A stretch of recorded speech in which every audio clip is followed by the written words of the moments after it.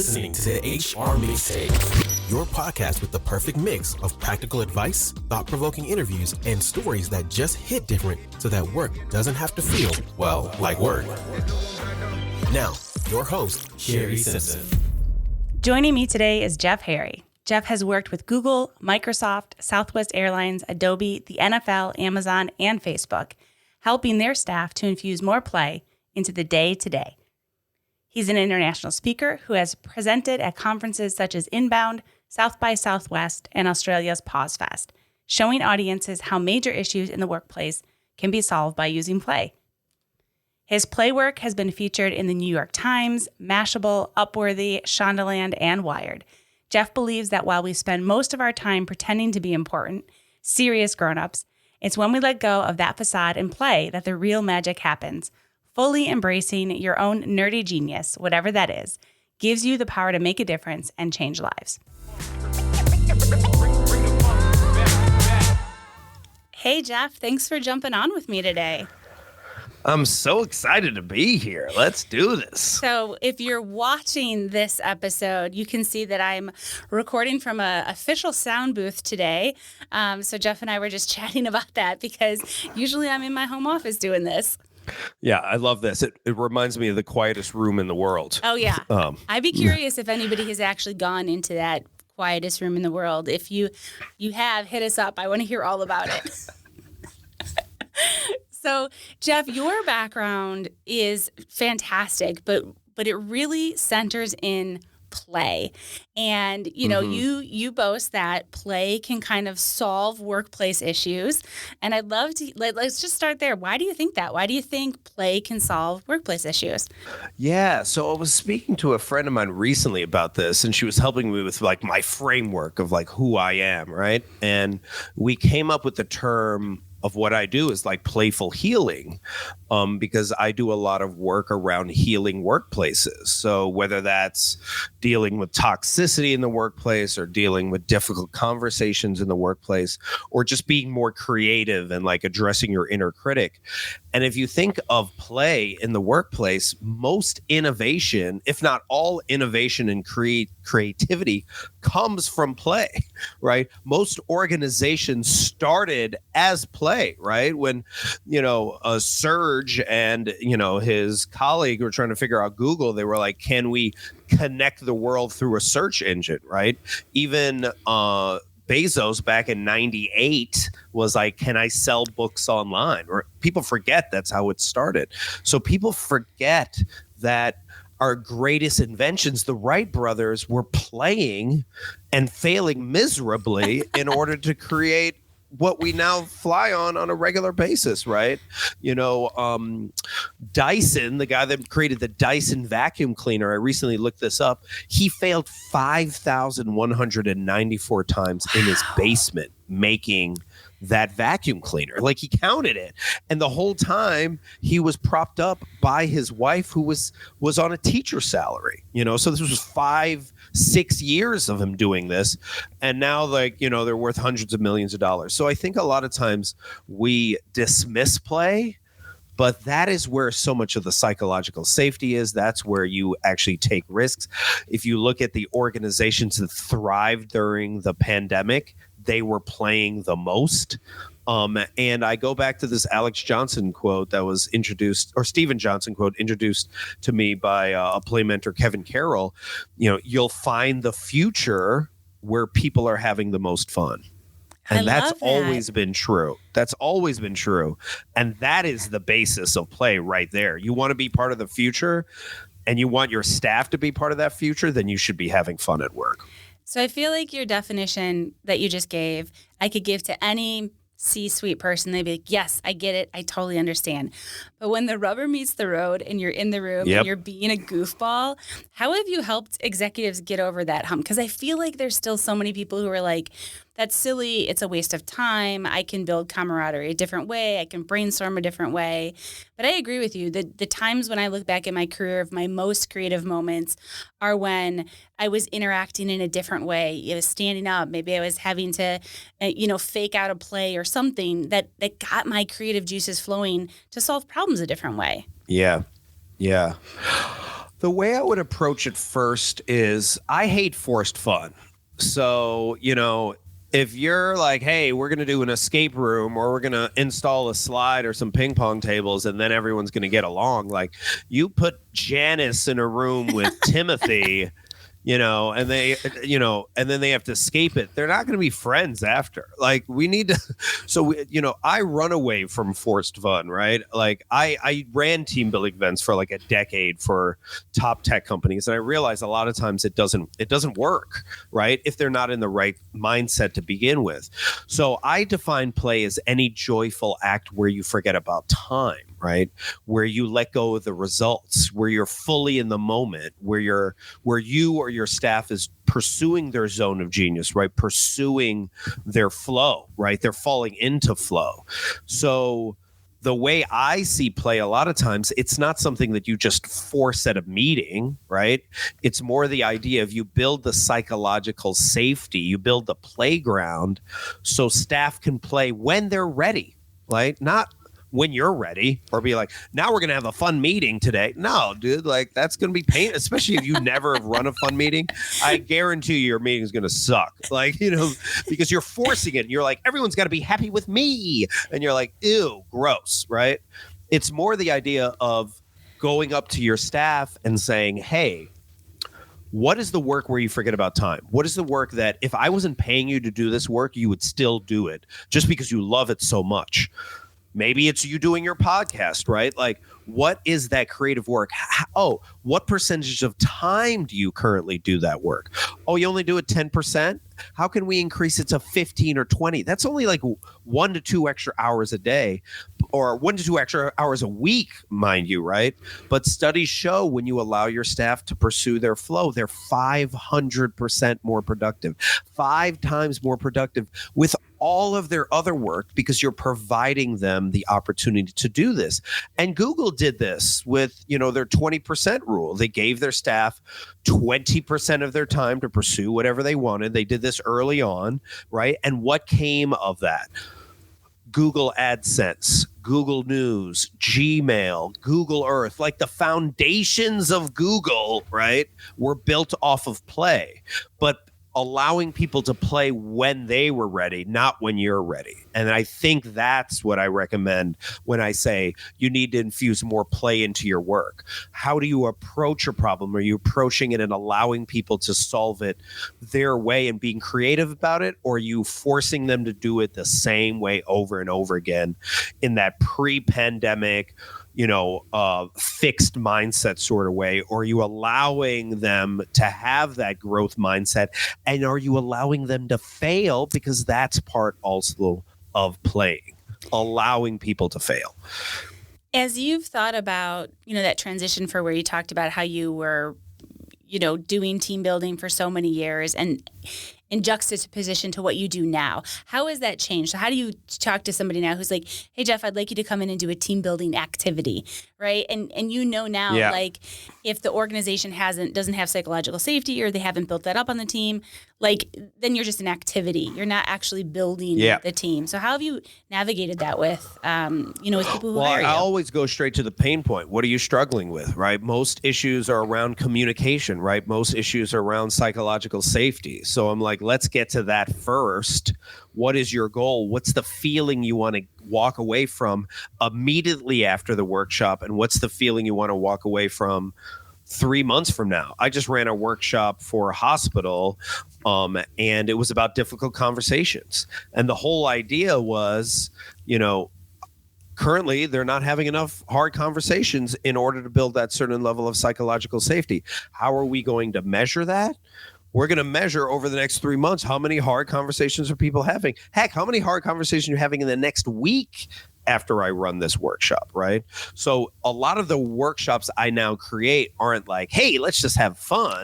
They're more workshops of like, hey, do you understand who each other are? I was just speaking to a organization in Atlanta I might pitch a program to, and I'm like, how much do you celebrate with each other? And they're like, oh, we give recognition, but I'm like, no. How much do you celebrate each other's accomplishments, right? How much do you do you know about why each of you work there? You don't need to know everything about somebody, right? Be your full authentic self. I don't think most of the time you can do that, but you can find out why they're there. You know, the group I was talking to, they've been working together online for 2 years, but they don't know each other's why.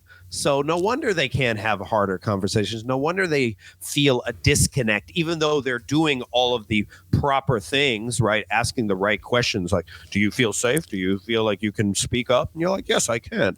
But it's still a lot of performing. Right? It's still a lot of acting. And that's where a lot of burnout comes from.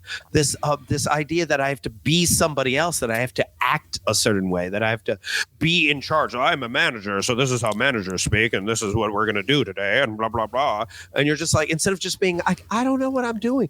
Do you know what you're doing? None of us know what we're doing.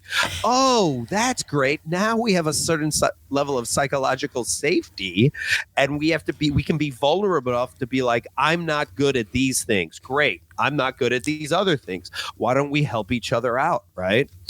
And I've been recently talking about this more and more.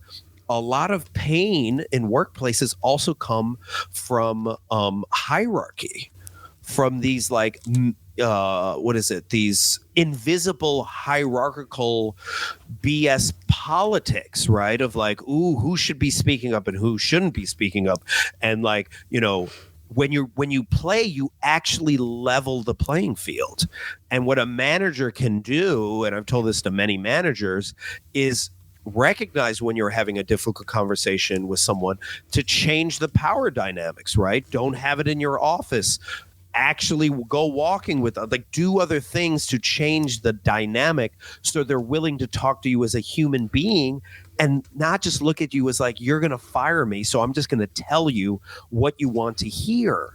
Because I recently heard this was a while back, you know, but I'm now remembering this study where they were interviewing C-suite executives, right? Like VPs, like second or third in command. And they were like, how many of you share your best ideas? And they were like, 85% of them were like, I don't. Wow. Because they were so worried about them being stolen. So think of it right now. Most of the products we have are crappy ideas. We don't even have the best ideas of products because they don't want to share it because there's no trust there. Yeah. Right. So we have to be looking at that and being like, can I have an actual, honest, clear conversation with my staff where I can reduce the hierarchy so we can talk like human beings, right?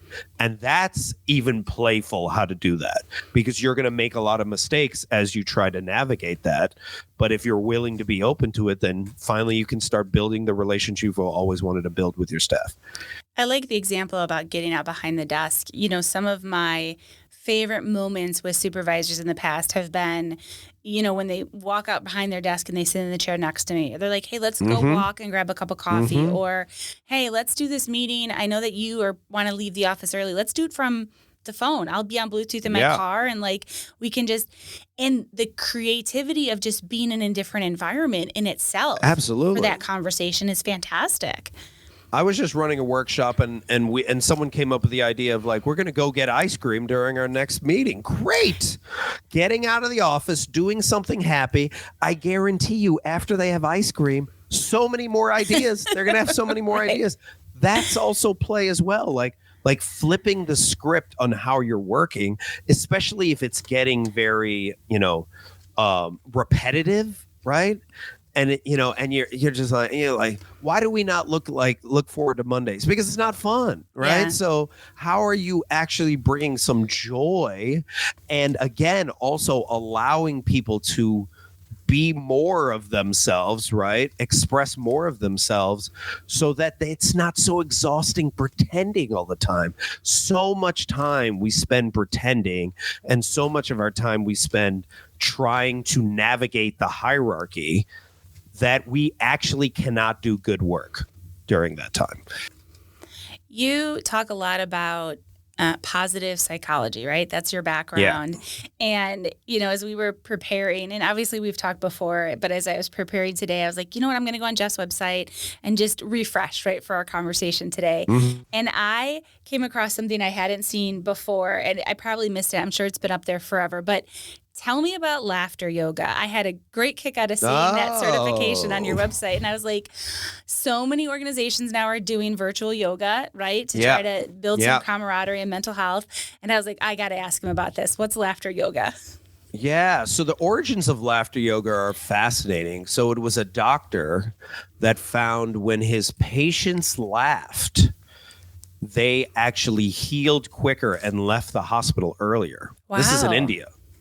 So then he started going out to the park and then getting people. He would tell jokes, but he was horrible at telling jokes. So after a while, people stopped coming to the park because they were bad jokes, right? But his wife was a yogi, and she was just like, well, are you also helping them to breathe? And he's like, what are you talking about? And he's like, well, you have to breathe, as part of this process. There's breathing and then there's laughter. So then together they figured out and started testing this out in India, where they would just laugh and pretend laugh. And as they pretend laugh, actually that sparked real laughter. So they would do these breathing exercises and then laugh and then different. And it just became this very playful thing. And now there's, over 100,000 laughter yoga practitioners around the world, maybe more. 24 hours a day you can log in online and just laugh with other people. Just type in laughter yoga and it pops up there.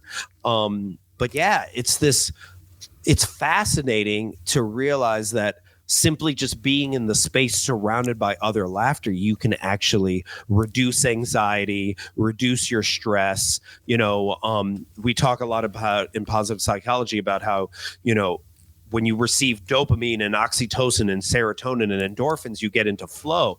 Well, people forget endorphins, which is where a lot of laughter comes from, is a painkiller. You literally are healing people in meetings when you get them to laugh. Now, don't do if you're not a good stand-up comedian, I wouldn't start wrecking out some jokes. But this idea of being able to and willing to laugh with each other, you can tell the psychological safety of a team, of an organization, of a relationship by simply walking to the office and listening for laughter. That's how you should measure whether or not an organization is doing well or not. How much laughter is actually existing and also allowed in that workplace? Because I say this a lot as well. Play is the opposite of perfection. And perfection is rooted in ego and shame and constantly trying to be right.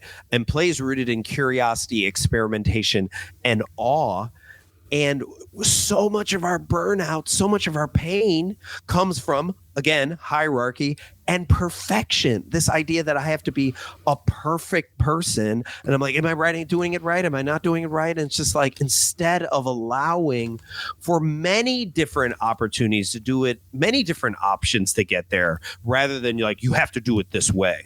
And the companies and the organizations, and especially the managers that force perfection, actually burn out their staff the quickest. Speaking of perfection, I got to give you major kudos. I mentioned to somebody, this was over a year ago now, hey, we should do a webinar series on Ted Lasso. And then I was like, Jeff has a podcast about Ted Lasso. I want to talk about that. What would Ted Lasso do? Talk about a great example of somebody who had this view of psychological health and had to change his perspective, Yeah. Tell me a little bit more about that. What are you uncovering on that podcast for those listening who are huge Ted Lasso fans, but also understanding kind of the things that you're talking about? Yeah, so it was my friend Dimple Dabalia's idea, and she was just like, oh, you're a playful person. We should do this together. And she had watched the show so many times, and I've never watched the show. Oh, wow. So each episode, I watch it right before we record. So I haven't even seen the whole second season, right? So I don't even know what has happened, right? So people are like, the show's called What Would Ted Lasso Do? And it's analyzing the show from a positive psychology and leadership development perspective, because Dimple and I work with a lot of organizations on leadership development, organizational development, as well as, incorporating a lot of positive psychology in it.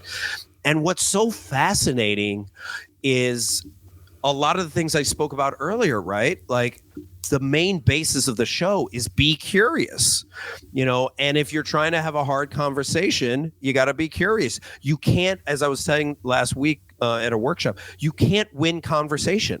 Stop trying to win. Isn't that weird that we are constantly trying to win conversation? It's like trying to win playground for kids. Like, you don't win playground. And most conversations, except for in a court case where you have a ruling, party. But I think we always think we're in a court case and we have to prove to everyone at the meeting. Wouldn't meetings be better if we weren't trying to win, right? So, like, this idea of being curious is such a powerful one. This idea of showing up messy. A lot of times he shows up messy. He shows up that he doesn't know what he's doing, that he's trying to figure it out, right? That he cares more about people than he cares about the result. That he doesn't care if we're winning or losing at the beginning. Oh my goodness. Well, you actually eventually will win more when you let go of the result, but you got to let go of that perfection, right?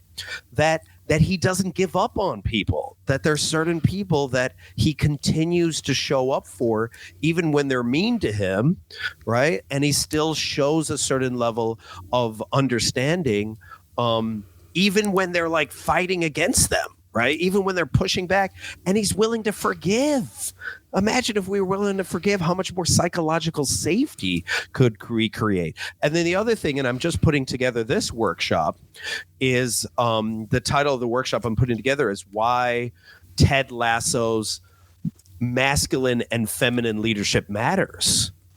And it's this whole idea that he embraces his divine feminine leadership qualities, right? What are those? Collaboration, play, following his intuition, coaching rather than controlling, right? But he also still shows up with a certain level of masculine leadership traits where he's grounded, right? And he's very clear, about how he communicates to people. So finding that balance, right? And the best example of that I would refer to a Jacinda Ardern of the New Zealand Prime Minister, who's, about to step down. But she was able to embrace both compassion, empathy, and understanding towards her citizens, as well as like very clear about the lockdown and making sure she was protecting her citizens. And what happened from that? Lowest COVID rates in the entire world. That's what happens when you embrace both your healthy masculine and your divine feminine. So there's so many lessons that one can learn as a leader if you simply just watch Ted Lasso, right? I love that. And that's why we have such fun doing this podcast. So just look it up. What would Ted Lasso do? www.tldpodcast.com and check it out if you're a huge Ted head. It's interesting when you talked about winning. Somebody gave my husband this advice in marriage several years ago, and I think it's genius, and I think it's applicable to business as well. But when you're having a conversation with someone, especially somebody you care about, right? Coworker, peer, spouse, partner, whatever, and you're thinking about winning, that means the other person's going to be the loser. And that means you're married to a loser, you're working with a loser, your boss is a loser. And I was like, oh man, like when you think about it that way, it's like, I don't want to be married to a loser. Like that's not the approach I want to take. And so it has really helped us take pauses in our own conversations, both at work and at home, and be like, okay, am I trying to win this argument? Or are we trying to solve a problem? So really like those examples. I mean, that's such a good point, because think about it. Even when you win a conversation, you lose. Yeah. Because that person doesn't hear you, right? Yeah. So, and what do we want most out of a conversation? We want to be heard. We want to be understood. We want to be seen, right? Like Avatar, I see you. What do you think the other person wants? The exact same thing, right? So I put this out there, and my friend Eric Bailey wrote like a whole book about this. Of like, when you go into a conversation, you need to know if you're ready or not to go in, and if you still want to be right instead of understand, you're not ready to go in that conversation. You're just not ready to have it, and that's okay. But you can't do both. You can't be right and understand at the same time, right? So how are you actually going into that conversation, and how are you allowing that person to be heard at the same time that you want to be heard?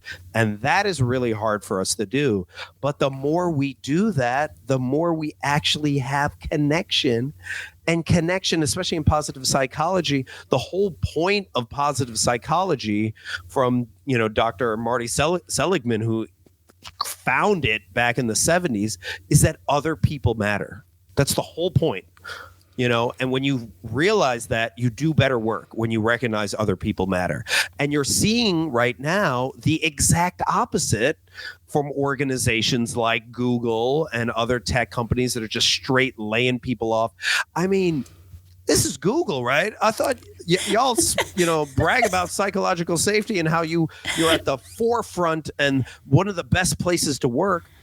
There are people, if you read a Business Insider article that just came out, there are people that were there for 17 years, found out via email that they were getting laid off. Other people found out based off their fob, whether they could scan in or they couldn't scan. What is this, high school? Like, what is this? What are we doing here? There was someone that was there at 5 a.m. to do a job, and then they couldn't get in, and that's how they found out. Like, why are we, where are we going? We're really at a crossroads. I keep saying this in a lot of the workshops whenever I'm traveling around. We're at a crossroads of choosing what type of working world do we want to go into, right? Do we want to go to the antiquated past where we treat people like a number, or are we finally willing to embrace a level of shared humanity, shared compassion, and shared empathy? But to do that, we have to push back on that level of treatment of staff. I get it. You gotta lay off 12,000 people. I get it that you're worried they'll, from a law standpoint, that they might sabotage, but you still can treat them like human beings. You can still sit with someone face to face and let them know, but just like doing it, like, what are you, ghosting like this is Tinder or Bumble? Like, come on now. We can do better than this. We can do better than this. I've told people before, and managers I've coached, that the exit experience should be just as good as the entrance experience in an organization, if you're doing it correct. If you get to that point where you have to have the hard conversation, nobody should be surprised that it's coming. Or if they are surprised, there should be grace in giving the message, right? And having your ducks in a row. If you are in this situation where you have to lay people off, are you coming at it with compassion in that you have the resources? You have built-in time for them to come back and ask questions. I think if you get anything from this episode, it's people matter. Like you said, let's get back to the core of people mattering and building psychological safety and having positive intent, and using play to be creative, right? Because people matter, and we want to make sure that we're living in environments where people can be their best selves. And I'm trying to find this. Stripe had to cut 14% of their staff, but the letter that they wrote, the letter that the CEO wrote, was really well done, because they laid out what was going on, it was all about the employee, how they were going to address their benefits, how they were going to address their health, how they were going to give them a good package as they're leaving, if they need references. Like, there's a certain level of compassion if you want to look at a way in which to lay people off the right way, or a better way, not the perfect way. But again, it's this idea of showing up messy and being like, we messed up, right? Instead of being like, oh, sorry, we hired too many people, so now we got to fire so many people. Did you not think about this when you were hiring? Did you not let people know that this was a possibility, right? Yeah. And also, do you not care about loyalty, right? Like you speak about it and you ask so much of your employees, the fact that they're giving 60, 80 hours a week. I think about that person that was there for 17 years, how many birthdays they missed, how many functions they missed with their family. And then you're going to lay them off via email? Like, come on now. Like, come on. Like that. Not only does that hurt that person, but that hurts your soul. Yeah. You know, that challenges you as like, do I like me as a person? Do I like me as an individual? You know, and if we're going to be devoting 2,000 to 2,500 hours a year to an organization, I don't want to have to feel like I'm selling my soul in order to do that. Well, Jeff, thank you as always for such great insight and great conversation. I will make sure to put a ton of the stuff we talked about in the show notes, a link to the podcast that you do, a link to the Ted Lasso show. If you haven't seen it, it's on Apple. You should definitely check it out. And then, you know, if you want, you can check out Jeff's certification on yoga laughter, because I think that's freaking amazing. So, Jeff, thanks for taking a few minutes. Oh, thank you so much for having me. And I will say, as you know, as we're logging off, to all the listeners, I challenge you to challenge the hierarchy. I challenge you to show up messy, and I challenge you to play and just see if your day is better at work, because I have a strong feeling it will be. I hope you enjoyed today's episode. You can find show notes and links at thehrmixtape.com. Come back often and please subscribe, rate, and review.